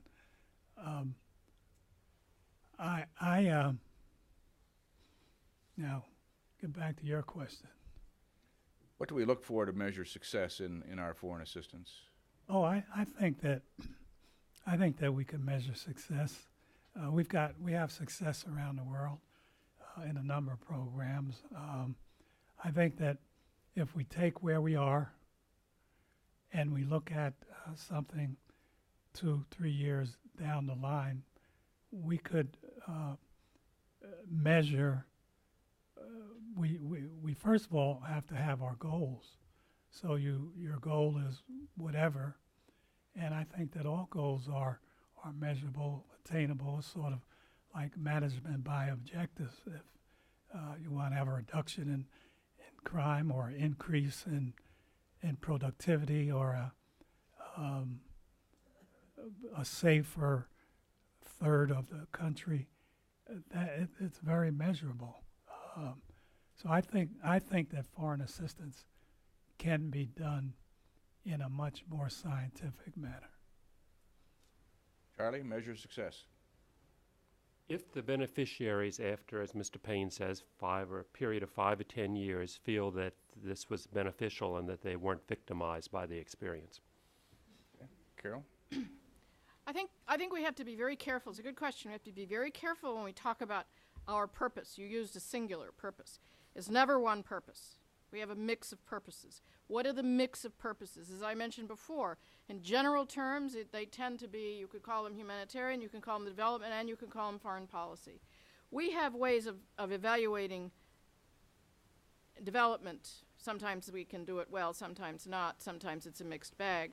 And emergency interventions. We don't have ways of even asking the question, what has been the impact of our aid for diplomatic purposes? I mean, how would you even describe what those purposes are? I mean, I've looked at the literature. It isn't there. And it's sounding like an excessively academic point, but it's very hard to measure success if you can't be specific about your goals. And what we do is mix it up. So I would urge you to use a plural next time, knowing that the answer is we don't know how to measure our success with primarily diplomatically motivated goals. It tends to be very broad. We want the Afghan people to turn away from the Taliban. Now, what are the 3 or 4 steps you try to undertake to get that to happen? I don't think those questions have ever been asked in a systematic fashion. So, I think, you think $300 million in a sort of limited area for a short period of time is going to make that happen for more than a month or two? I think most people, and Charlie really talked about this, probably would say no. It sounds to me like that discussion was never had, and it was just going to be, we're going to move a lot of money, and it's going to be symbolic. It's going to show that we're addressing the problem, and let's hope for the best. And that hasn't worked in the past in a whole lot of places. So yeah, I think we have to begin asking the hard questions about the diplomatic purpose of aid and how we think we're going to get there and what did we do. We haven't done it. Rajiv? With regard to post-conflict reconstruction, I think we do an atrocious job, a miserable job of trying to measure this. The press has real limited capacity, and as you can see, it's all very episodic and not very sort of thorough or scholarly. What's been a constant frustration to me has been those who are tasked within the various agencies to at least inspect some of this stuff.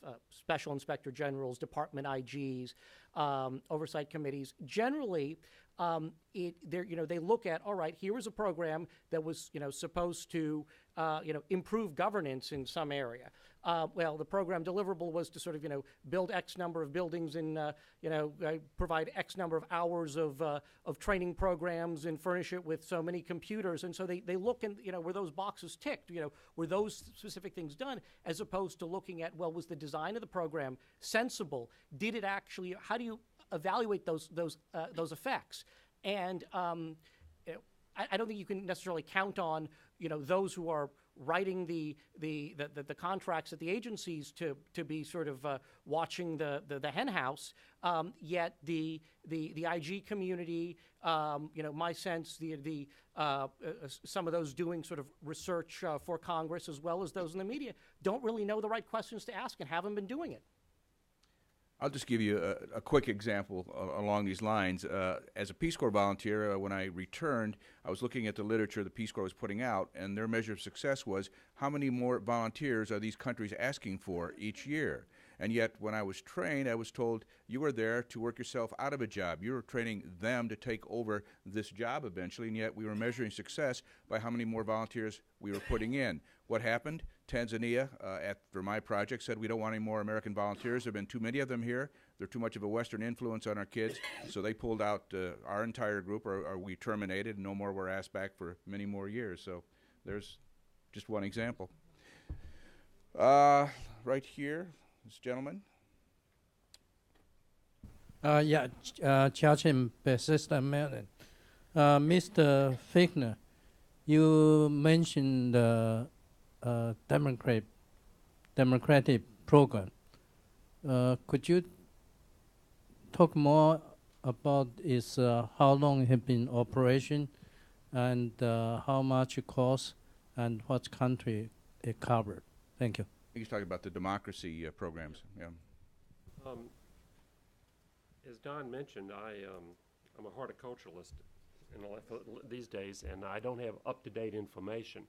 But the democracy programs are sort of unevenly split between the State Department and USAID in a way that it oscillates in time.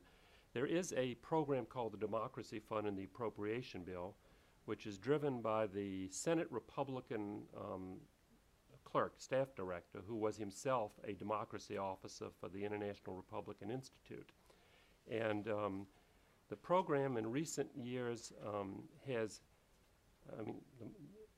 there was an attempt to put a lot of money into Egypt after the Arab Spring. And there have been arrests, there have been closing down of buildings by the military government. The aid mission director, Jim Beaver, left the country abruptly because of causes related to the democracy program. There's clearly a resistance to, it's seen by many governments as essentially a hostile operation, almost a black operation. And I think democracy programs in countries where they are most needed, where they are nonpartisan, where they attempt to, in fact, train people from all sides, even the Communist Party in the former Soviet Union and Vietnam, I think they are going to be squeezed out of many countries because everyone from Chavez in Venezuela to the government in Egypt, the fact we have a gentleman in prison in Cuba right now doing what appeared to be innocuous democracy programs. It's the Arab Spring and the changes recently have made these programs very vulnerable. That's all I could say right now. Okay. Let's go with the gentleman in the back and then this gentleman on the aisle.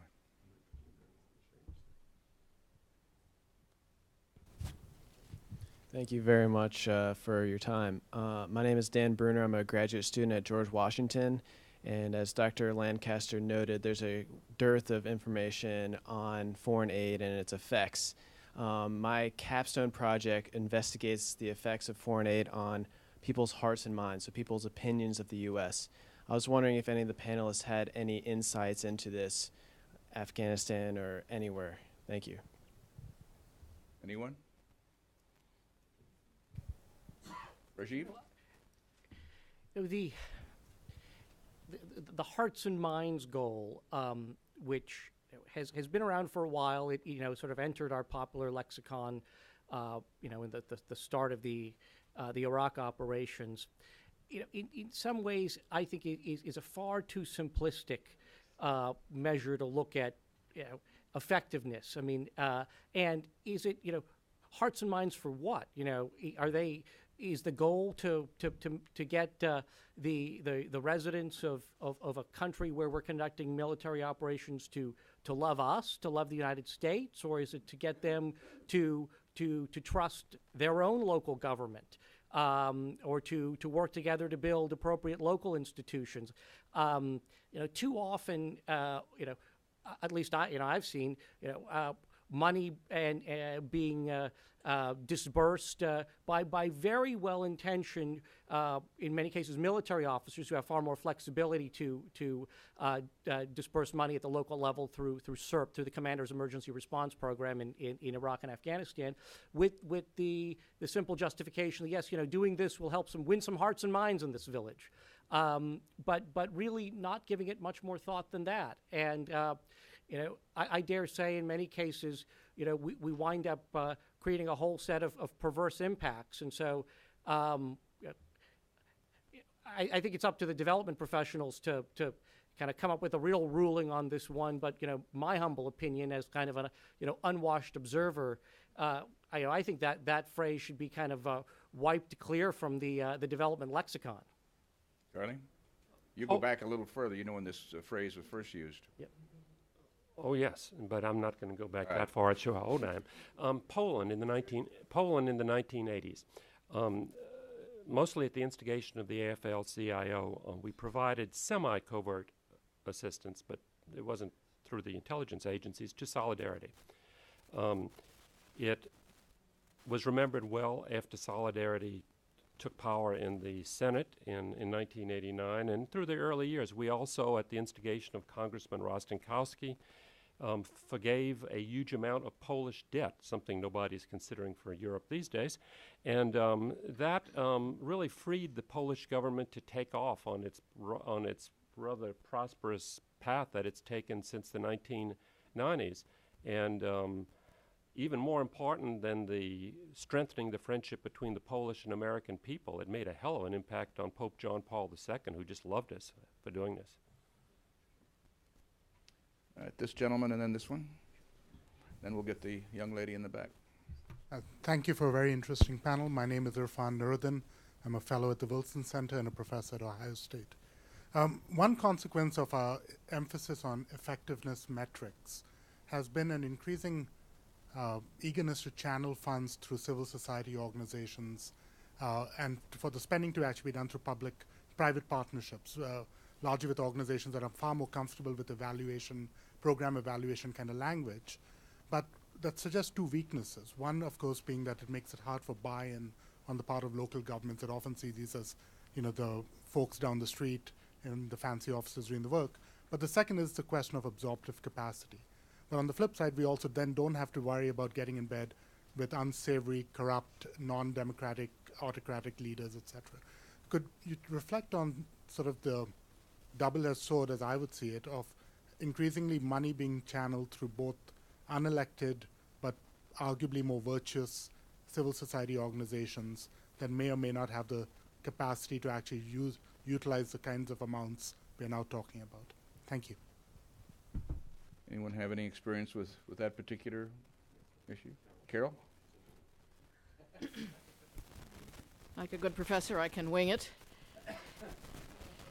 I don't share your concern. I mean, it's not that there aren't problems of absorptive capacity among civil society organizations.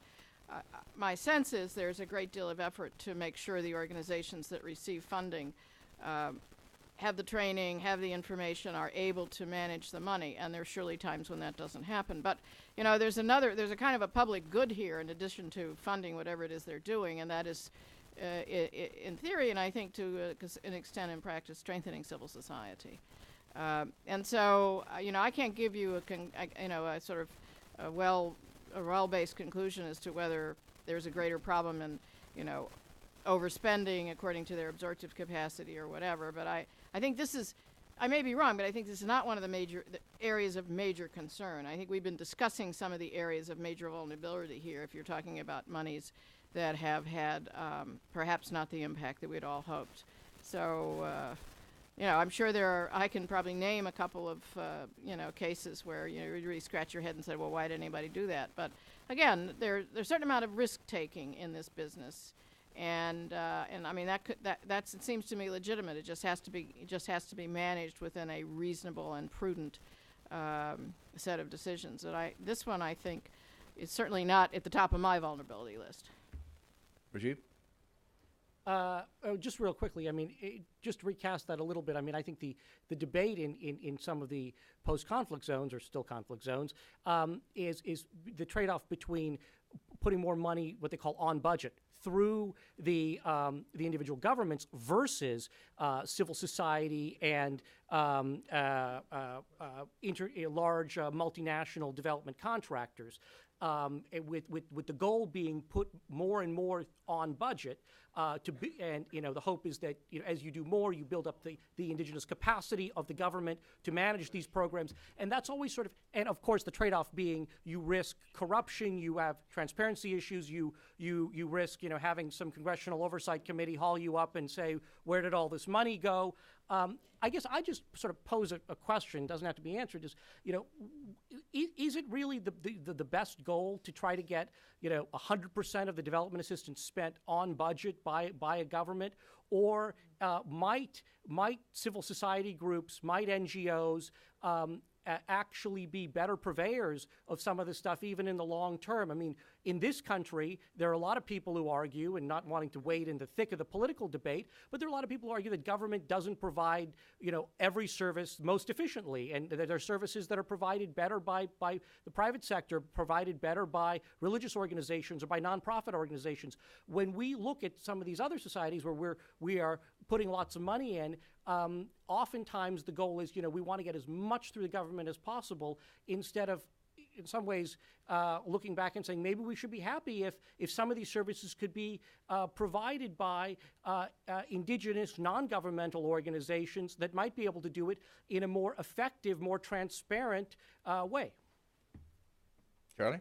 Much of this discussion is so 20th century, and that's why it's good that Rajiv brought us in. And the whole issue of foreign aid is, I think, history.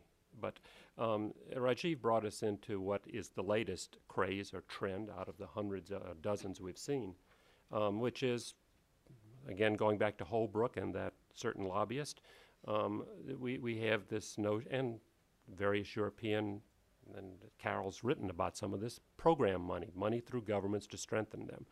But to go back to the last question, there's an assumption here by a professor from Ohio State that the private groups are non-corrupt, virtuous, all of these things. I had the misfortune some years ago to do a thesis on the cooperative movement in the Punjab. And as I started working with microcredit, and before World War I, and when I started working with microcredit, with Action and all of these people, I noticed a similarity in the way these well-meaning groups were basically developing into something very different than what they start out as. And when you look at either the politically directed attacks on the Grameen Bank in Bangladesh, or the extraordinary things going on in India with microcredit, there's probably some fire behind the smoke. And microcredit, which I certainly have supported during my time on the Hill, is a good example of a private group that is basically multiplying money that is put into it. And yet, over time, it's very hard for them to become like the culture they're in. And the same money lenders who you were once trying to avoid often end up being the head of the microcredit group or the cooperative. But Rajiv put his finger on what is right now, I think, the biggest threat to continued support for reasonable amounts of foreign assistance. Congressman Payne had an observation. Yeah, it's an issue that comes up, as you know. We have a great organization, the National Endowment for Democracy, where it, as you know, evenly divides assistance to the the Chamber of Commerce, AFL-CIO, the IRI, and NDI. That's the Republican and the Democratic Institutes. Right, but I have seen from the political groups, you can become too involved. Now, we would be very upset if foreign countries came in to pick up one of our presidential candidates, for example. However, in countries where we, for example, specifically Venezuela, when Chavez was starting to make some ripples, there was almost a direct attack on his political party. Now, I don't think that Chavez is a great guy, although the oil he sells with Joe Kennedy is pretty good. But the fact that we had people actually directly working towards his overthrow as an organization funded by the U.S. Congress through the NED, I think that that's wrong, because it tends to sort of the credibility of the overall program then is called into account. So I think there has to be some kind of balance where we can see teaching democracy, the vote, the rights, all of that.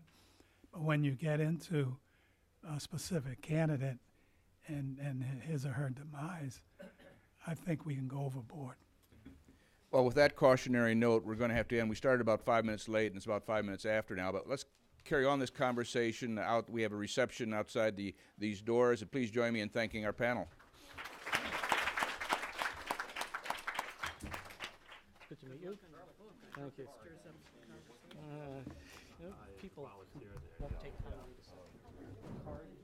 No, I don't. But Don can tell you where to find me. I'm in the phone book in Virginia Falls.